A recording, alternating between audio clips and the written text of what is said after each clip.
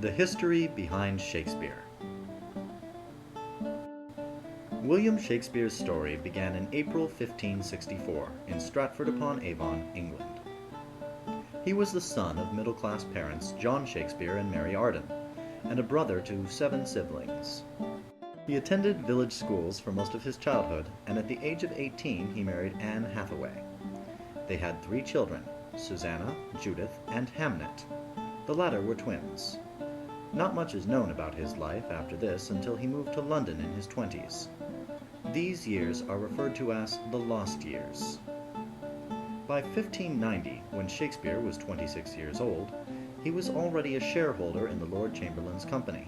By 1599, he had become a householder in the Globe Theatre, as well as an actor, director, playwright, and poet for the same company.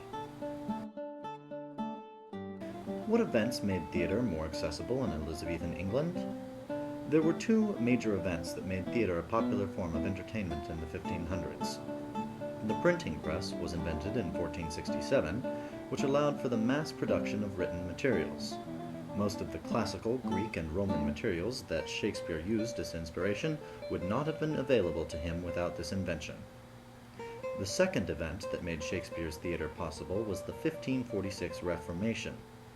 The Reformation occurred when a group of believers decided to follow a man named Martin Luther and break off from the Catholic religion. They formed a new branch of Christianity and named it Protestantism.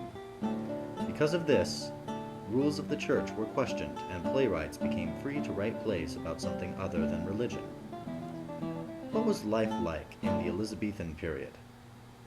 Life in London would be considered dirty to the modern-day world. Back then, bathing was considered unhealthy. Trash and sewage was deposited into the streets. Medicine was just beginning, and usually a physician did not cure patients. Forms of entertainment were public executions, dogfights, bear baiting, and finally, theater. How were the theaters run? There were 2 types of theaters: public, which were open air, and private, which were indoors. Theaters usually had a sponsor of high status, and were run by the shareholders, which were usually the actors. Only males were actors.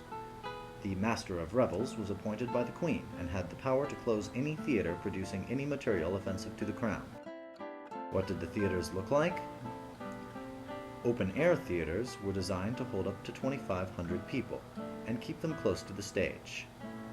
The different parts of the theater are illustrated here on the newly reconstructed Globe Theatre. The pit, or yard. The cheapest tickets were for standing room only. People standing here were called groundlings. If they got bored, they would heckle the actors. These are the galleries. The higher the gallery, the more expensive the ticket. This is the raised stage. The groundlings would usually lean on it. Through these doors is the tiring house. This is what we would call backstage today. The stage was protected by a roof, which was painted with planets and stars and was called the heavens. The second level had trapdoors for special effects. The third level, or the hut, was a space supposedly used for musicians. What about Shakespeare's works? Shakespeare wrote 38 plays, 154 sonnets, and 6 long poems. Sonnet 116.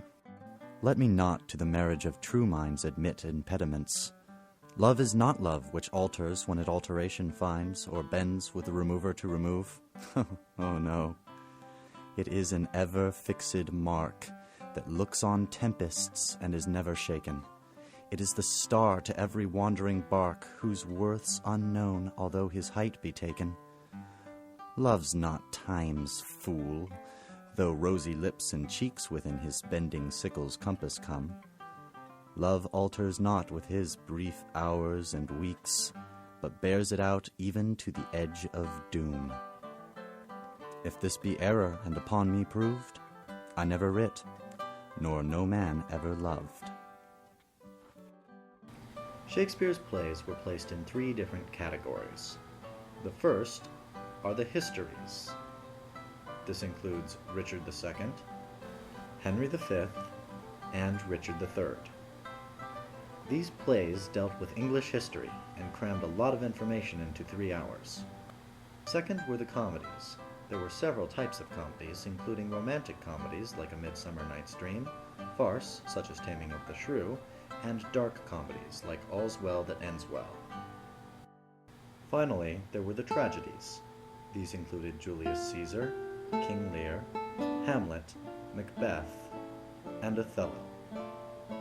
It is said that Shakespeare's tragedies are among the best plays ever written because of their incredible insight into human psychology. Shakespeare is considered the single most important playwright in the English language.